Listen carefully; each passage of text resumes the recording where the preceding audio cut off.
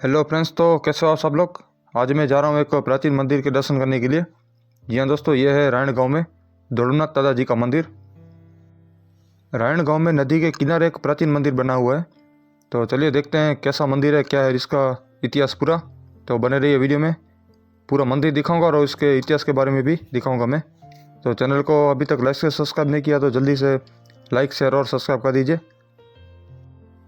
तो चलो friend, video में देर न करते हुए बढ़ते हैं वीडियो की ओर।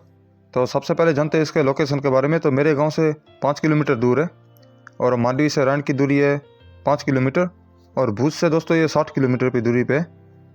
और भी एक बात बता दूँ दोस्तों, एक खुशी की बात है कि मेरे चैनल पे 3000 सब्सक्राइबर कंप्लीट हो चुके हैं। तो यार आप सब लोगों का दिल से शुक्रिया था, ऐसे ही प्यार सपोर्ट देते रहिए। तो यहाँ पर दोस्तों देख सकते हैं मैं रायण गाँव में आ चुका हूँ। ये पूरी रायण गाँव की नदी है। बारिश के टाइम में दोस्तों काफ़ी पानी रहता है यहाँ पे, क्योंकि ज़्यादा बारिश की वजह से यहाँ पे हम चल भी नहीं सकते। तभी देख सकते हो काफ़ी बड़ी नदी है यहाँ पे। इस मंदिर की बात कर रहा हूँ दोस्तों, ये कोड़ाई और नागलपुर के बीच में। तो यहाँ पर देख सकते हो नानी रायण यहाँ पे बोर्ड लिखा हुआ है। तो फाइनली मैं यहाँ पे आ चुका हूँ। आप दर्शन करते हैं मंदिर के। मंदिर के दर्शन करने से पहले जानते हैं इसके इतिहास के बारे में। जी हाँ दोस्तों, इसका हिस्ट्री जानना भी ज़रूरी है। तो वैसे तो इनका कहीं भी कोई जिक्र नहीं है हिस्ट्री और डिटेल्स, ना ही कोई इनका इतिहास, क्योंकि ये 7वीं सदी की बात है। तो आप जान सकते हैं काफ़ी साल हो चुके, काफ़ी सदियाँ बीत चुकी है।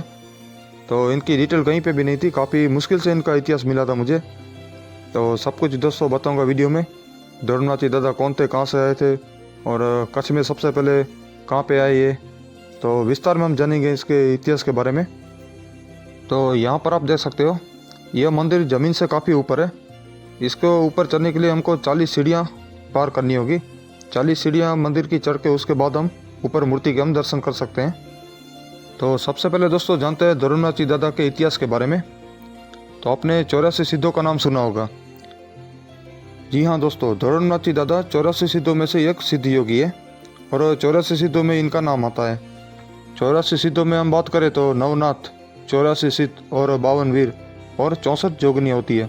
ऐसे ही 84 सिद्धों में इनका नाम शामिल है। संत श्री दादा धर्मनाथ जी, जो कि भगवान देवों के देव महादेव के शेष अवतार हैं। दादा धर्मनाथ जी एक महासिद्ध पुरुष थे और कहा जाता है दोस्तों इनका कोई जन्म नहीं होता और ना ही इनकी कोई समाधि और ना ही इनकी कोई मूर्ति होती है। ये अजर और अमर है। तो यहाँ पर आप दर्शन कर सकते हो दोस्तों महासिद्ध योगी धर्मनाथ के।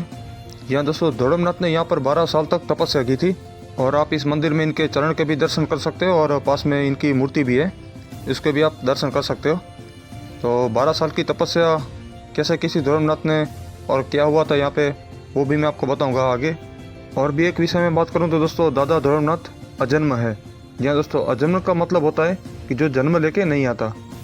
जो जन्म लेके आता है उसको हम महापुरुष कहते हैं और जो अवतार लेके प्रकट होते हैं इनको हम सिद्ध महापुरुष कहा जाता है। तो ऐसे दोस्तों दादा धर्मनाथ सिद्ध महापुरुष है और संसार चक्र और जन्म मरण से ये मुक्त होते हैं। इनका दोस्तों ना ही कोई जन्म होता है और ना ही कोई मृत्यु होती है। ये अजर अमर होते हैं, यानी कि अपने आप प्रकट होते हैं और अपने आप ही विलीन हो जाते हैं। तो अब बात करते हैं दोस्तों दादा धर्मनाथ ने सबसे पहले कच्छ में कहाँ पर आए और कैसे आए। तो दादा धर्मनाथ सबसे पहले कच्छ के अंदर खदीरबेट में आए थे और उनके साथ भी उनके चेले गरीबनाथ भी शामिल थे। दोनों गुरु शिष्य सबसे पहले कच्छ के खदीरबेट में आए थे। ये तकरीबन दोस्तों उस समय की बात है जब 7वीं सदी के अंत के बाद गुरु मत्स्येंद्रनाथ के सभी चेलों ने गुरु गोरखनाथ पाशुपंथ संप्रदाय के सिद्धांतों पर एक नया पंथ शुरू किया, जो कि नाथ संप्रदाय से जाना जाता था। जी हाँ दोस्तों, तो यहाँ से शुरुआत होती है नाथ पंथ की, यानी कि नाथ संप्रदाय की। इस पंथ द्वारा दोस्तों मानव सेवा की जोत जलती रखने के लिए अनेक स्थानों पर भ्रमण करते करते सिद्ध महायोगी दादा धर्मनाथ ढिंगीदरा कच्छ आ पहुँचे।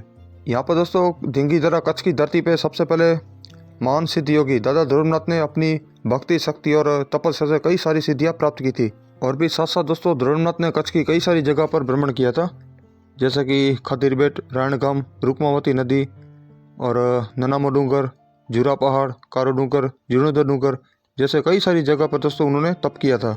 और भी एक बात बता दूं दोस्तों, धर्मनाथ जी के पास इतनी सारी शक्तियाँ और इतनी सिद्धियाँ थी कि कोई भी पहाड़ उनका तप सहन नहीं कर पाता था। जी हाँ दोस्तों, कारे डूंगर पर भी एक बार पैर रखते ही वो बीच में से पूरा बैठ चुका था। तो इतनी शक्ति थी उनके पास। और जीर्णोद्धार डूंगर पर उन्होंने अपना सबसे पहला धूना लगाया था। कभी भी दोस्तों आपको जीर्णोद्धार डूंगर पर जाने का मौका मिले तो एक बार जरूर दर्शन कीजिएगा वहाँ पे, क्योंकि धोरनाथ दादा जी ने वहाँ पे स्थान जागीर का निर्माण किया हुआ है और आसमान से मंगाई हुई देगे और इनका अखंड धूना भी वहाँ पे मौजूद है। तो मैं भी दोस्तों एक बार जरूर वीडियो बनाऊंगा अलग से।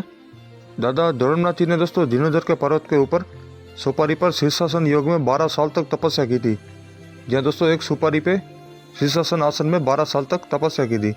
आपको पता होगा शीर्षासन सिर नीचे और पैर ऊपर होते हैं। इस दोस्तों योग में 12 साल तक तपस्या की थी उन्होंने।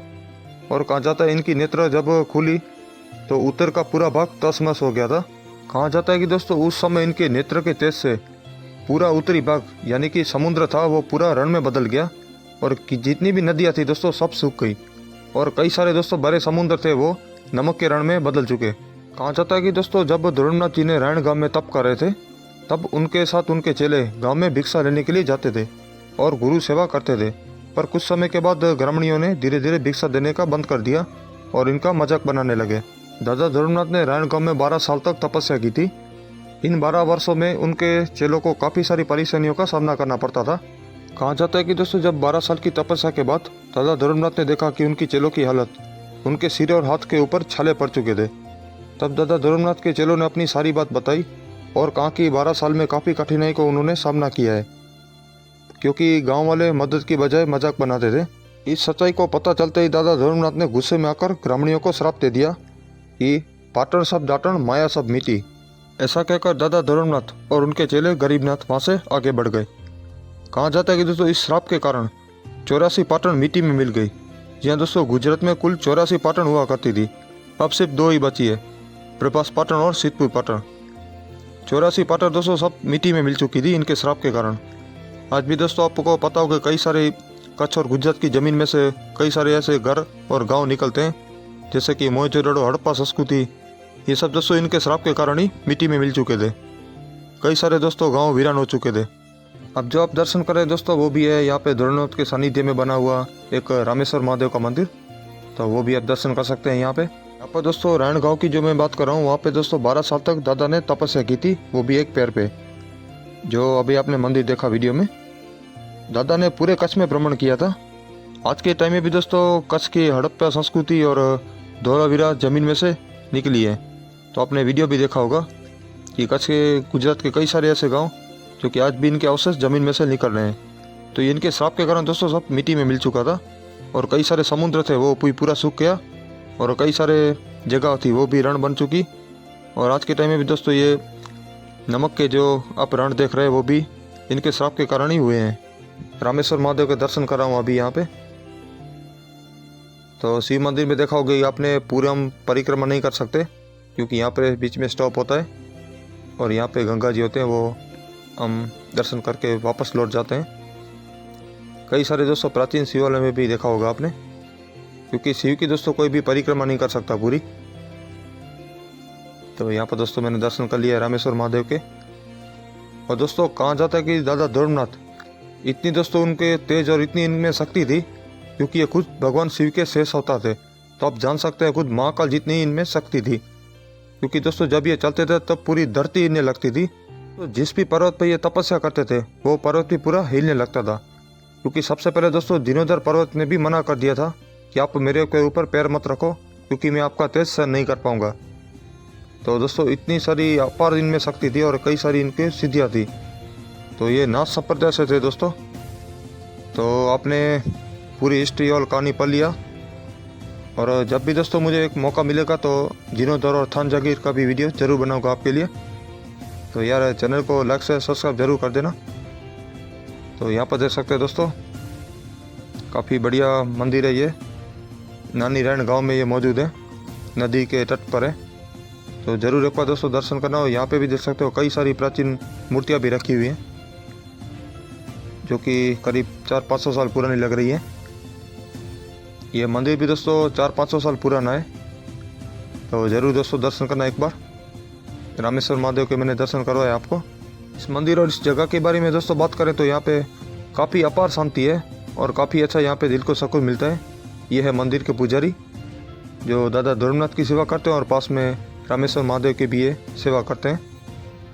तो ये रहा मंदिर, आप यहाँ से भी देख सकते हो।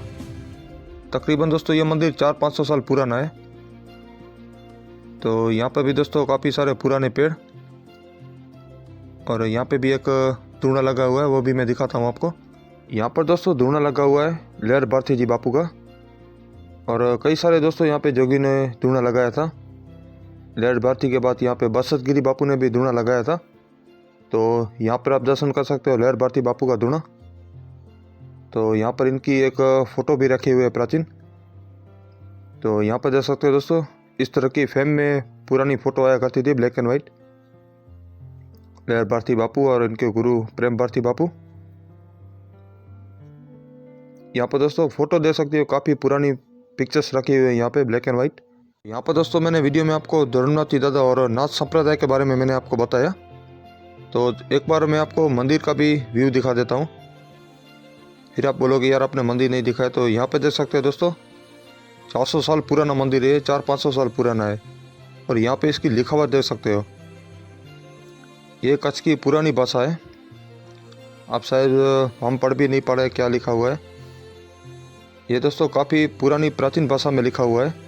ये संस्कृत है या पिंगल भाषा है, कुछ समझ में नहीं आ रहा है। तो यहाँ पर इस मंदिर के शिलालेख भी मौजूद है।